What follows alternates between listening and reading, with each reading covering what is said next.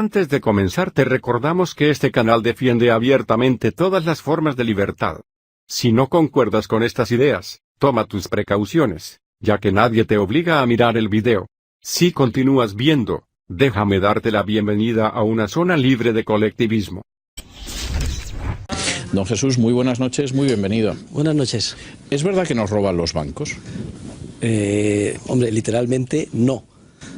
Lo que los bancos hacen es desarrollar un negocio que consiste básicamente en crear dinero de la nada a través del proceso de expansión crediticia, que para que lo entiendan los que nos están viendo, consiste pues simplemente en que conceden un crédito que registran en su activo, siendo el colateral en el pasivo simplemente un apunte contable, crédito a depósito, y entregan al que recibe el crédito, digamos un empresario, un talonario para que pague. A su vez el empresario paga a sus proveedores, que como terminan siendo también clientes directa e indirectamente de bancos, pues a su vez depositan y así sucesivamente, ¿no? De manera que, para que se hagan una idea los telespectadores, aproximadamente de solo una décima parte de la masa monetaria que utilizamos está materializado en billetes de banco y en moneda fraccionaria. Las otras 9 décimas partes son, yo lo califico de dinero virtual, estos apuntes en los libros de contabilidad de los bancos. A pesar de lo cual tampoco quebramos todos los días. Es decir, esto a lo mejor no es tan grave, o sí es tan grave. Bueno, vamos a ver, esto es grave porque produce un efecto cíclico de expansión crediticia, de creación de créditos, cuyo colateral, repito, son depósitos que son dinero creados de la nada, y bueno, si los bancos ese dinero nuevo se lo gastaran en bienes de consumo, pues sería relativamente inocuo, el impacto afectaría nada más al precio de esos bienes, ¿no? El problema es que lo prestan, y al prestarlo conllevan a los empresarios un mensaje, una señal de que deben de invertir, como si el ahorro de la sociedad en general hubiera aumentado, cuando de hecho tal cosa no ha sucedido. Y entonces los empresarios se lanzan a invertir. Recuerden todos la época de la burbuja previa, incluso nos perseguían los banqueros para que aceptáramos sus créditos, ¿no? Y sin embargo los agentes económicos, los consumidores, siguen consumiendo al mismo ritmo, no deciden ahorrar. Se va produciendo en la etapa de la burbuja una descoordinación generalizada entre los inversores, que invierten con esa financiación fácil que concede la banca, que actúa con reserva fraccionaria, y los consumidores que no quieren ahorrar. Y esto pues es una burbuja que tarde o temprano tiene que explotar. ¿Y siempre tiene que producirse un ciclo de expansión crediticia, de burbuja y de explosión, o eso es remediable? Bueno, eso es, vamos a ver, todo el sistema financiero actual es resultado de un accidente histórico. Esto también puede sorprender a los que nos están viendo, que tuvo lugar en Inglaterra en el siglo XIX. Concretamente, el 19 de julio de 1844 se promulgó la ley bancaria de Peel, Peel's Bank Act, que fue el modelo seguido por el resto de los países para diseñar su sistema financiero. De hecho, Inglaterra, pues en la revolución industrial era el país líder, ¿no? Lógico. Entonces, Robert Peel detectó, porque Inglaterra era víctima de estos ciclos recurrentes de auge, expansión, burbuja y luego crisis financiera y recesión, ¿no? Detectó que esto se debía a que los bancos expandían el crédito mediante la emisión de billetes sin respaldo de dinero de verdad, que entonces era oro depositado. Los bancos se dieron cuenta que, como estaba el oro ocioso, que podían emitir, como confiaban en ellos, más papel moneda, certificados de depósito, que el oro realmente que había ahí. Y lo prestaban. Y esto daba lugar a una burbuja tremenda que tarde o temprano se revertía en forma de crisis. Entonces la ley de Peel prohibió esto y exigió que a partir de entonces los banqueros, la banca, mantuviera un coeficiente de caja del 100% en relación con la emisión de papel moneda. Luego no podían emitir ya más papel moneda si no había 100% de oro depositado. El problema es que se les olvidó exigir lo mismo en relación con los depósitos a la vista, porque entonces los economistas no teníamos muy claro que los depósitos a la vista, estos apuntes contables de los bancos, juegan el mismo papel exactamente que el dinero. Y lo único que sucedió es que los bancos redireccionaron su negocio. Hasta entonces se dedicaban a emitir papel moneda sin respaldo, pues pasaron a partir de entonces a emitir depósitos sin respaldo. La lógica desde entonces ha sido muy clara. La ley de Peel, a pesar de sus buenos intentos, fracasó ostensiblemente, continuaron las burbujas, cada X años venían mal dadas, había una corrida bancaria, todos hemos visto Mary Poppins, hemos visto a los niños con las dos pelis, todos con... sí. Y entonces inevitablemente pues, hubo que crear un banco central, que en un primer momento fue el banco privado más importante, el Banco de Inglaterra. para generar la liquidez necesaria para apoyar a los bancos en esos momentos de apuro, ¿no? Claro, como el oro no se puede crear de la nada, pues hubo que introducir el papel moneda, dinero puramente fiduciario, y las leyes de curso forzoso para obligar a la ciudadanía a aceptar como medio liberatorio de pago ese papel moneda y no el oro, ¿no? Y así hasta hoy. O sea que es curioso que en pleno, a mí me parece increíble, ¿eh?, que ya en la segunda década del siglo XXI las economías mal llamadas capitalistas sigan asoladas por estos ciclos recurrentes de auge artificial, crisis financiera y recesión. Le vuelvo a preguntar lo de antes, ¿y eso tiene solución o estamos condenados a un samsara de burbuja, quiebra, recesión, etcétera? Vamos a ver, sí que tiene. Lo que a mí me gustaría dejar bien claro es que estas crisis y estos ciclos no son resultado de la economía de mercado. Es decir, no hay sector más intervenido que el financiero. Y no hay más que pensar un poco con espíritu crítico y recapitular la situación del sector financiero y bancario. El dinero nos ha sido expropiado históricamente, como he demostrado, y se nos ha impuesto un dinero público. Hay un órgano central de planificación que se llama Banco Central, que se empeña en fijar la oferta monetaria y además que Manu Militari, por decreto, establece el que debiera ser el más libre precio en el mercado, el más importante, que es el tipo de interés.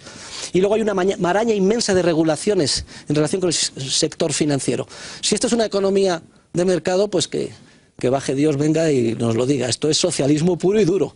Y lo que está pendiente, después de la caída del muro de Berlín, es culminar, la última etapa que queda es aplicar los principios de la propiedad privada y de la economía de mercado al sector financiero. Y esto exigiría 3 medidas, básicamente, que si quieren les explico. Por favor.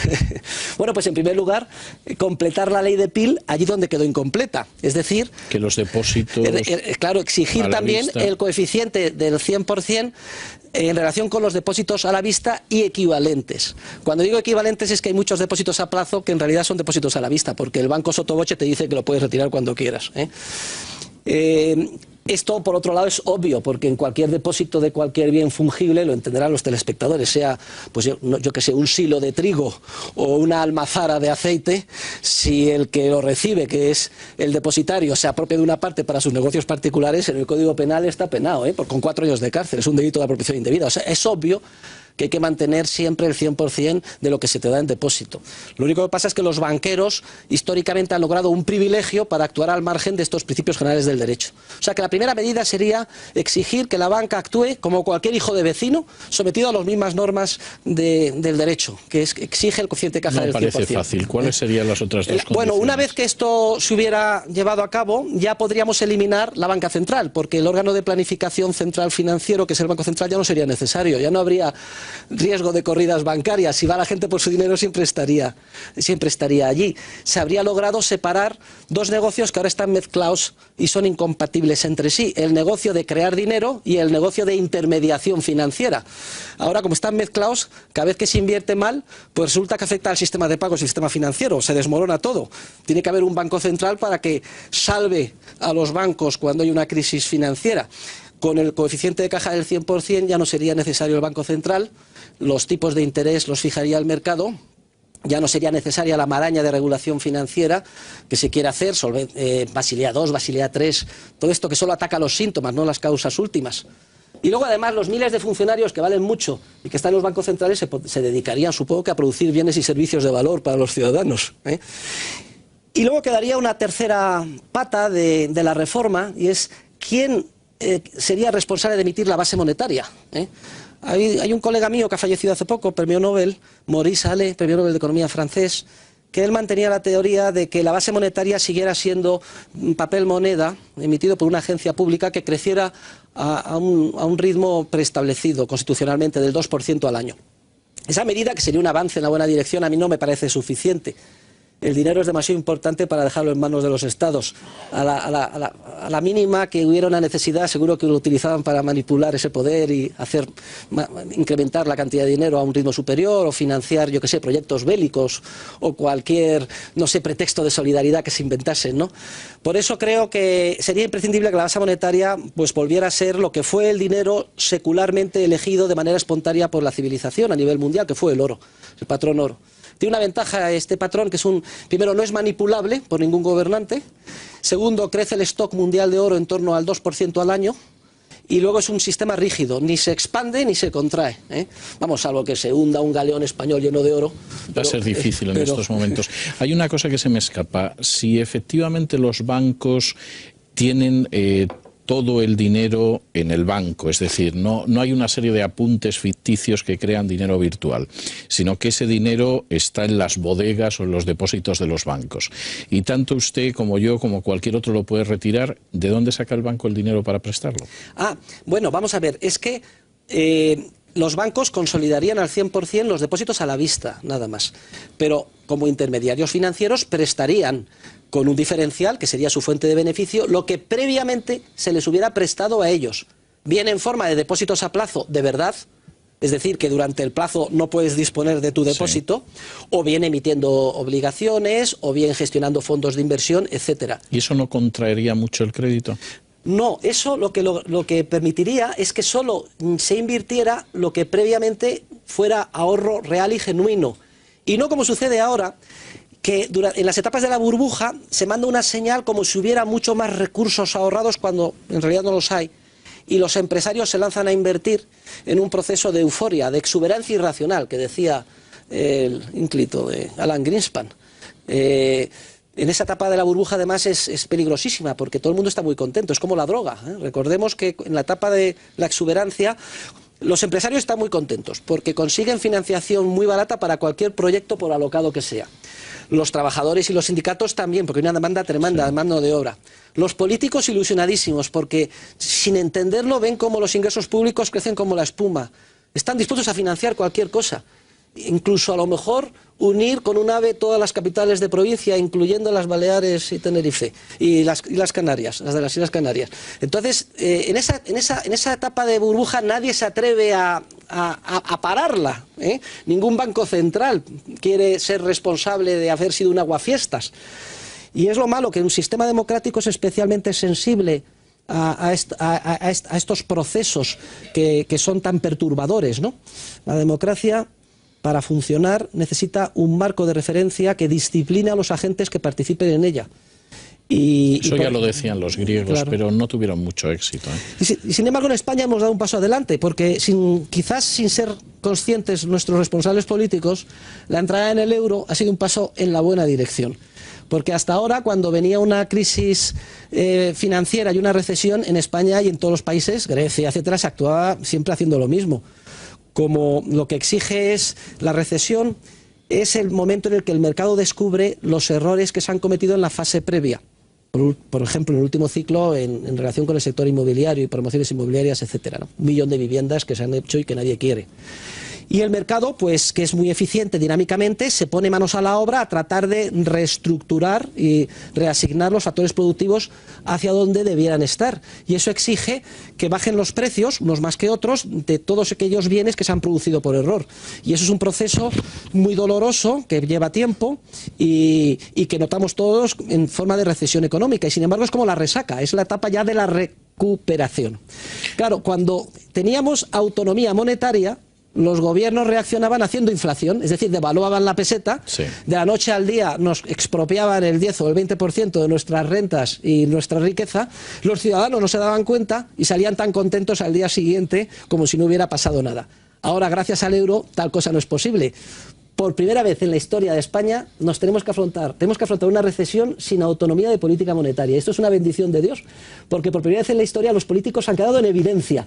Ya no pueden comprar votos financiando proyectos alocados bajo pretexto de estado del bienestar, obras públicas, etcétera, sino que como no hay fondos y no se nos lo da el Banco Central Europeo, no tiene más remedio que tomar medidas de austeridad. ¿Porque usted cree que realmente nuestros políticos van a tomar medidas de austeridad y no van a gastar más? No, porque en estos últimos años han gastado bastante más. Sí, porque en la época de la burbuja, vamos a ver, España... Cuando digo los últimos años me estoy refiriendo después de que el propio gobierno de Rodríguez Zapatero reconociera que había crisis. Es que, con todos los respetos, yo no quiero hablar de política. A mí me parece que los políticos son víctimas del propio sistema en el que viven. Se aprovechan de las etapas de la burbuja, se apuntan ellos el tanto como si las cosas fueran bien y luego sufren el desgaste cuando vienen las cosas mal, y me parece muy bien. Pero en realidad, digamos que la influencia sobre lo que sucede es relativamente pequeña, lo que pueden hacer. Es cierto que hay diferencias. ¿Son juguetes del destino los políticos? Sí, pobrecillos, si no entienden en dónde están metidos, si no saben de esto nada. Cuando van las cosas bien, piensan en la época de la burbuja que todo iba muy bien. Cuando estábamos tomando decisiones erróneas y cavando, digamos, los fundamentos de la crisis que ahora nos asola.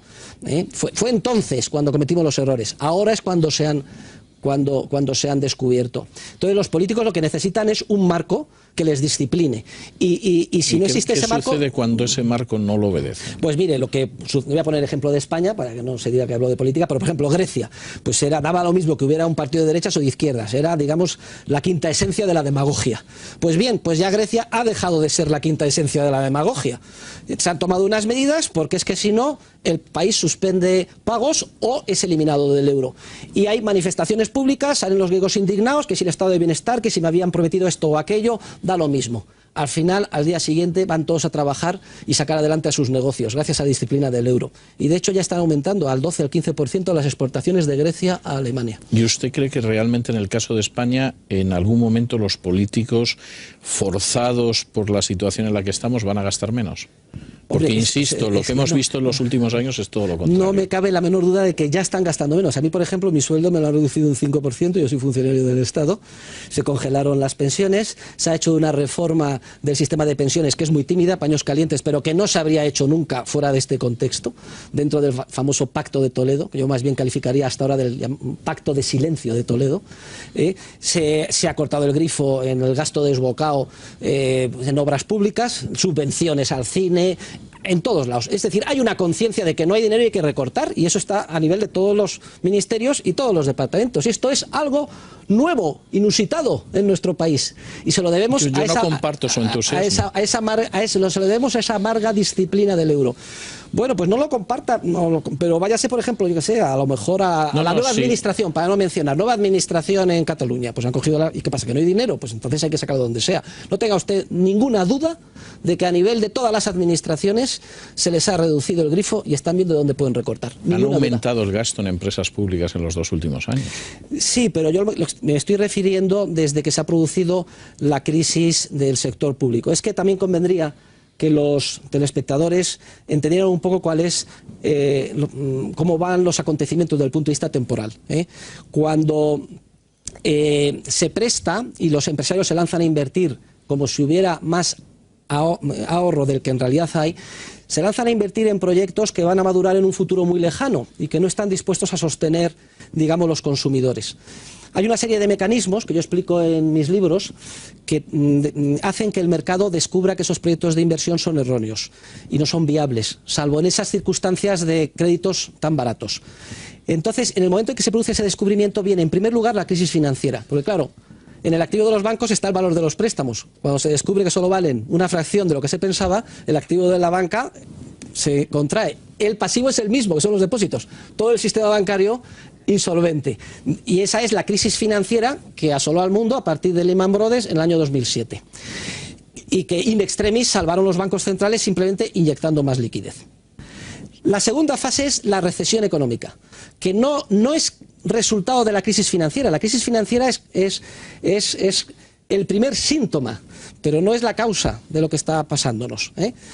La recesión económica consiste en que, como he dicho antes, el mercado se pone manos a la obra para ver qué proyectos de inversión son viables y cuáles no. Y hay que reasignar a todos esos factores productivos hacia líneas viables. Los más importantes son los trabajadores. Y de hecho que el paro haya crecido en España hasta la cota de casi 5 millones es la principal prueba de que ya se ha producido el saneamiento en nuestro país. ¿Usted cree que ya se ha producido el saneamiento? Sí, y además lo puedo explicar. Miren, esto es como si... O sea, ¿no vamos a tener más parados? No, vamos a ver, es que el crecimiento del desempleo es la manifestación de que ya se ha hecho el saneamiento. El saneamiento es muy eficiente, es rapidísimo y brutal en una economía de mercado. En un año han desaparecido en España casi 200.000 empresas, sobre todo relacionadas con el sector de la construcción construcción y periféricos. Y más de la mitad de estos parados procedían de ahí. Y esas empresas había que cerrarlas, porque no son viables. Ahora, la asignatura pendiente es volver a reintroducir en los circuitos productivos y viables a estos parados. Y para esto hace falta una serie de medidas que son las que tímidamente se han empezado a tomar y que nos están exigiendo pues, los responsables internacionales, como la liberalización del mercado de trabajo, la austeridad del sector público, etcétera, ¿no? Entonces, ¿eso quiere decir que podemos estar al final de la crisis? No, lo que quiero decir es que la recesión económica es ya el comienzo de la recuperación. Es como el que desarrolla un tumor y se lo extirpan. A nosotros ya hemos extirpado el tumor porque el mercado es muy eficiente. Millones de empresarios, grandes, pequeños y medianos, han tratado de salvar de la quema lo que podían y lo han hecho. Y han tenido que despedir trabajadores y esos deberes ya se han hecho. Ha sido muy doloroso, un sacrificio enorme. Y el cuerpo que queda ya es sano. Si bien es cierto que está muy debilitado y ahora hace falta reforzarle. Y para eso es necesario liberalizar la economía, que el sector público sea muy austero, que no suban los impuestos, porque las economías domésticas, las familias, las empresas están saneando sus balances, devolviendo préstamos, reduciendo costes, despidiendo trabajadores, necesitan el máximo de renta disponible y para ello es importante que los impuestos no suban. Pero como no parece que vayamos en esa dirección. Bueno, pues es que la tercera fase en el ciclo es la crisis presupuestaria. De la misma manera que los políticos se sorprendían al ver que los ingresos públicos crecían más del 10% cada año, cuando el PIB crecía el 3 o el 4%, ahora se han quedado sorprendidísimos al ver que hay una contracción de los ingresos públicos del 20%. ¿Qué pasaba antes? Pues, por ejemplo, que el IVA, que es un impuesto que en última instancia pagan los consumidores, sin embargo lo adelantan los empresarios. Todos esos empresarios que se lanzaban a invertir con crédito artificial adelantaban IVA. Y esto llegaba a las arcas públicas, generando una especie como de sensación eufórica de que se podía financiar lo que se quisiese. Nos metimos en un estilo de gastos que no es soportable para nuestra nación. No hay nada más que ver los miles de kilómetros que tenemos de AVE, que no tiene ningún país, o la T4, o para qué hablar de un aeropuerto que me parece que se ha hecho en mitad de la Mancha, etcétera, ¿no? No solo en mitad de la Mancha, hay alguno más. Entonces, cuando viene la recesión, sucede lo contrario, se desmoronan muchos proyectos empresariales, los ingresos públicos se agotan, hay más gasto, sobre todo por los estabilizadores automáticos, desempleo, etcétera, y es cuando se pone de manifiesto que no hay dinero y hay déficit y necesitamos acudir a los mercados internacionales para financiarlo. Y los mercados internacionales dicen, nanay de la China, o tomáis las medidas estructurales para recuperar la competitividad o no os prestamos. Porque en última instancia lo que hemos hecho es todos esos miles de kilómetros de AVE, esas terminales, esos gastos faraónicos que se ven en obras públicas y también esas subvenciones, esos cheques, todo eso ha sido con cargo a préstamos y los que nos lo prestan han dicho no. Tenéis que apretaros el cinturón. Y en esta estamos, y afortunadamente... ¿Usted cree, después de la última entrevista de Rodríguez Zapatero con Artur Mas, que en estas estamos? Es que, mire, a mí no me gusta hacer comentarios de tipo político, porque los políticos... No, yo lo entiendo, y entiendo que su desarrollo... Los políticos tienen que su desarrollo es muy brillante, pero en el plano teórico, porque yo intento contrastar eso con la realidad y lamento decirle que no me siento tan optimista. Vamos a ver, mire, los políticos... Pero puede que yo esté equivocado y le pido que me persuada. Sí, a ver si le puedo... Los políticos en un entorno democrático tienen que hacer lo posible para que les voten. Y si usted dice la verdad, pues pierde las elecciones. Entonces lo que hace es presentar las cosas de la manera más edulcorada posible, pero luego en la cocina se están haciendo los deberes. No tenga ninguna duda. Entre otras cosas, porque si no suspendemos pagos, tengo muchas dudas. Pues no tenga ninguna duda. Estamos haciendo los deberes y a marchas forzadas. Pero no nosotros. Grecia, que jamás los habría hecho en su vida. Y el caso de Irlanda también, aunque es un caso muy afectado por el sistema bancario. Portugal. Pero no solo han hecho los deberes estos países, también Francia y Alemania.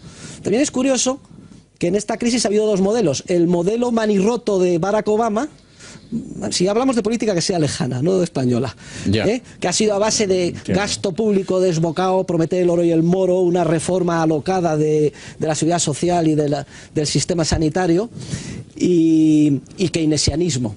Resultado de todo esto, Estados Unidos no sale de la recesión a duras penas y el desempleo sigue siendo muy alto. Y solo la semana pasada ha dado un giro de 180 grados de realismo y ha anunciado medidas de austeridad, Barack Obama.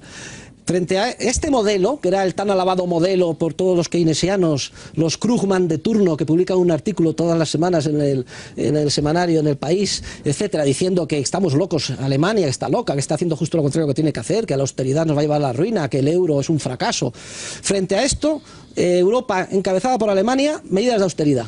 Y Alemania, justo todo lo contrario. Austeridad, rigor, medidas de reforma estructural, fijar los salarios en base a productividad y no en base a inflación. O sea, a mí lo de Alemania me parece ejemplar. Lo que no creo es que nosotros estemos haciendo lo mismo. Bueno, es que Alemania es la mitad, 40% del área europea. España es que es una esquinita insignificante, ¿eh?